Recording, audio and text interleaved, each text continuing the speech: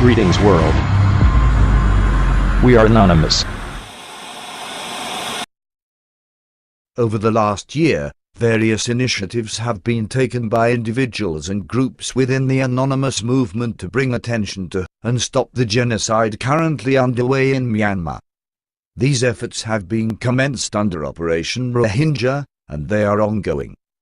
Numerous Myanmar government websites are currently under attack, including the website to the presidential office, which has been taken down at least 3 times in the last week alone. Also targeted is the Central Bank of Myanmar, a constitutional agency of the Myanmar government. Those of us within the correspondent branch of the movement have reported on the situation and will continue to bring attention to this genocide, which has largely been ignored by the Western world. The United States government is unlikely to take any form of action, and in fact a bill is currently underway that would increase U.S.-Myanmar military cooperation. Myanmar, also known as Burma, has been riddled with ethnic strife for decades. Throughout this time, the United Nations and various human rights organizations have consistently reported human rights violations. The Myanmar government has treated Rohingya Muslims as illegal refugees since World War II. They have restricted their movement, deprived them of state education, and periodically driven them out of their shelters to slaughter them.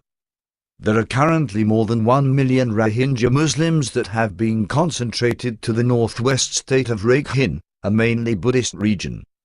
Bangladesh, a majority Muslim country, borders this region of Myanmar.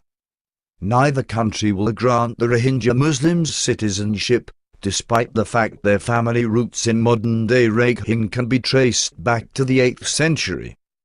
The military operations against the Rohingya Muslims have intensified greatly over the last year, and on August the 25th, almost 90,000 were initially forced to flee under fire.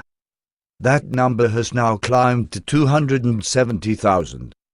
Over the last few weeks, human rights activists have calculated the death toll to be at least 1,000, while other reports have placed it as high as 4,000. This recent crackdown by the Myanmar military began after Rohingya militants supposedly attacked police posts, according to government officials. Myanmar State Councillor and de facto leader, Aung San Suu Kyi, who was once viewed as a champion of human rights, claims the reports of genocide are misinformation and, quote, fake news, unquote. It has been brought to attention that the Myanmar government could avoid any misinformation on developments if they simply allowed the UN or human rights organizations access to troubled areas to assess the situation. The Myanmar government has so far refused.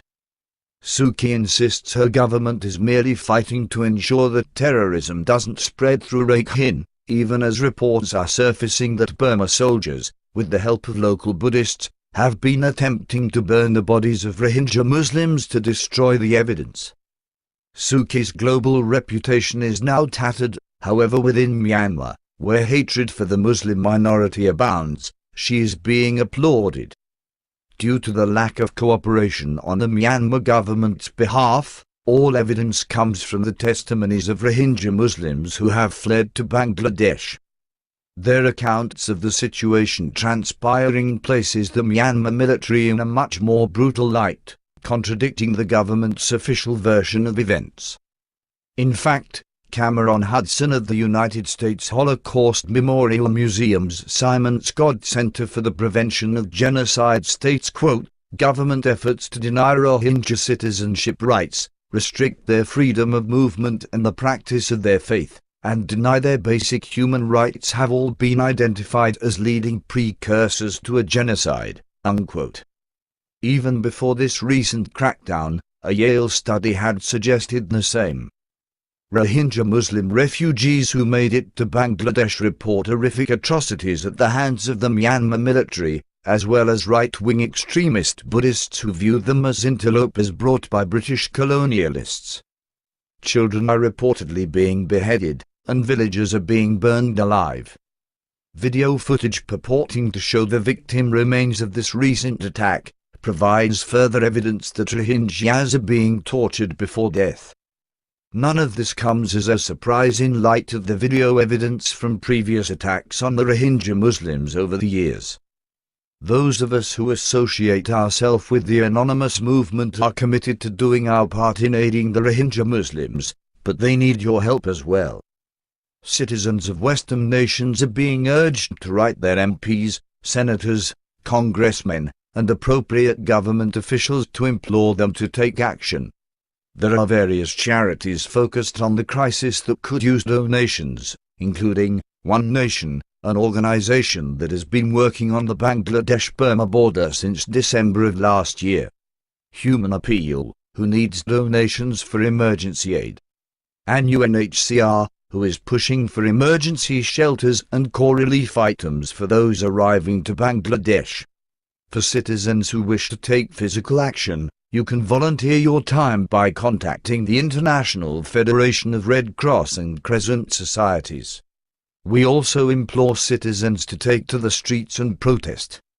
To see a full transcript of this communication, including sources and charity links, please visit www.anonymousnews.com. We are anonymous. We do not forgive. We do not forget. Expect us.